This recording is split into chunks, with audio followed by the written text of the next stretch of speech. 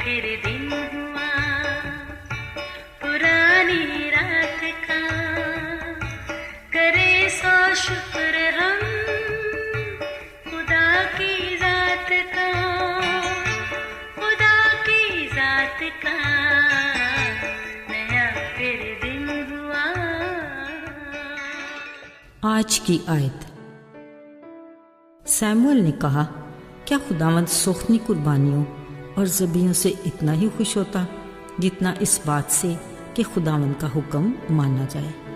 پہلا سیموئیل 15 باب 22 آیت۔ عزیزو، کسی گھر، ادارے، کارخانے یا فیکٹری کو چلانے کے لیے کوئی ایسا مقرر کردہ لیڈر یا سربراہ ہوتا ہے جو ایک خاص منظم طریقے سے سارے کام کو چلاتا ہے۔ پر ذرا سوچئے، اس وسیع و عریض کارخانہ قدرت کو چلانے والا کون ہے؟ آخر کوئی تو ہے نا۔ ہر شے منظم طریقے سے اپنے کام کو سر انجام دے رہی ہے۔ دن رات، سورج چاند ستارے اور ٹھہرائے وقت پر بدلتے موسم، یہ سب کچھ اسی کے حکم، اختیار اور اس کی مرضی کے تابع ہے جس نے ان کو تخلیق کیا، اور یہ سلسلے روز اول سے آج تک پوری تابعداری سے رواں دواں ہے۔ وہی کارخانہ قدرت کا مالک خدا، جس کی ہستی کو کبھی زوال نہیں، وہ اپنی ذات میں بے مثال ہے۔ عزیزو، پر کیا کہنے بنی انسان کے جو اسی کارخانہ قدرت کے خالق خدا ہی کی تخلیق ہے، مگر اپنی آزاد زندگی جیتا اور اپنی مرضی کا مالک ہے۔ خیر، یہ سب کچھ اپنی جگہ ٹھیک، مگر یاد رہے کہ ہماری سانسوں کی ڈور بھی اسی خالق خدا کے ہاتھ میں ہے۔ بلا شبہ خدا نے انسان کو آزاد مرضی جینے کا حق دے کر اپنی رفاقت کو اور اپنے نام کو جلال دینے کے لیے تخلیق کیا، مگر اس آزاد مرضی کی حد کو مقرر کر دیا۔ پر ہر ذی شعور اس قانون کو جانتا ہے کہ جس نے بھی اس ریڈ لائن کو عبور کیا وہ یقیناً خطرے میں پڑ گیا۔ عزیزو، اسرائیل کے ساؤل بادشاہ نے بھی ایسا ہی کیا۔ جیسے ہی وہ بادشاہ ہونے کے لیے مسا کیا گیا، اسے عمالیکیوں سے جنگ کا سامنا کرنا پڑ گیا، مگر یہ اس کی خوش قسمتی تھی کہ خدا نے سیموئیل نبی کے ذریعے جنگ کی ساری پلاننگ ساؤل بادشاہ کو سمجھا دی۔ ساؤل بادشاہ نے بڑی شان سے خدا کی مدد سے عمالیکیوں پر فتح پائی، مگر اس نے خدا کی دی پلاننگ کی ریڈ لائن کو عبور کر لیا۔ خدا نے کہا تھا عمالیکیوں کی ہر شے کو تباہ و برباد کرنا ہے، مگر ساؤل بادشاہ نے ان کے بادشاہ اجاج کو زندہ بچا لیا، اور اچھی اچھی بھیڑ بکریوں، گائے بیلوں اور موٹے موٹے بچوں اور بروں کو اور جو کچھ اچھا تھا اسے جیتا رکھ لیا۔ یہ خدا کے حکم کی شدید نافرمانی تھی۔ جب ساؤل بادشاہ جنگ سے کامیاب لوٹا، خدا نے ایک اور پیغام کے ساتھ سیموئیل نبی کو ساؤل بادشاہ کے پاس بھیجا۔ جیسے ہی بادشاہ نے سیموئیل نبی کو دیکھا، کہا، تو خداوند کی طرف سے مبارک ہو، میں نے خداوند کے حکم پر عمل کیا۔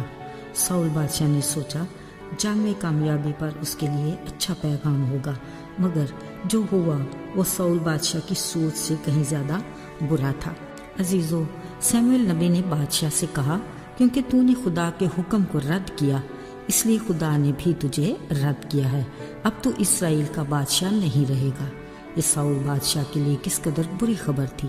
نہ صرف یہ، بلکہ خدا کے کلام میں لکھا ہے کہ خداوند کی روح جو مسا کے وقت اسے ملی، اب ساؤل بادشاہ سے جدا ہو گئی، اور ایک بری روح آ کر اسے ستانے لگی۔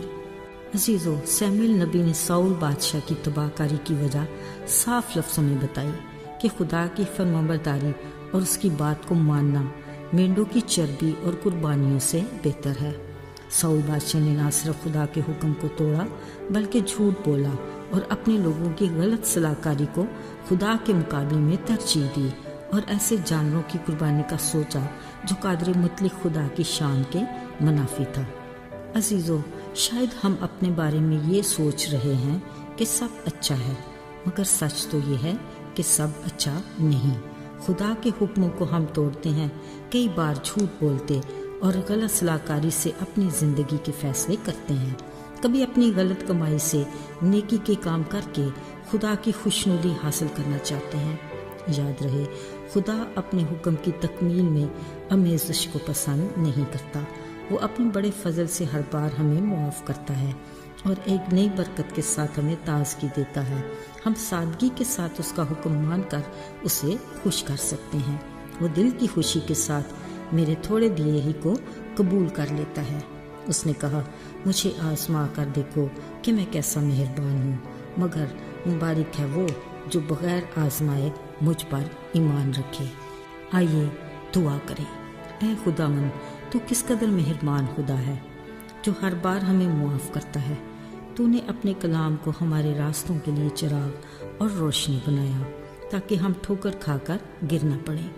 ہمیں ایمان کی مضبوطی عطا کر اور اپنے ساتھ جوڑے رکھ تاکہ ہم تجھ میں قائم رہ کر پھل لائیں اور تیرے نام کو جلال دینے کا وسیلہ بنے۔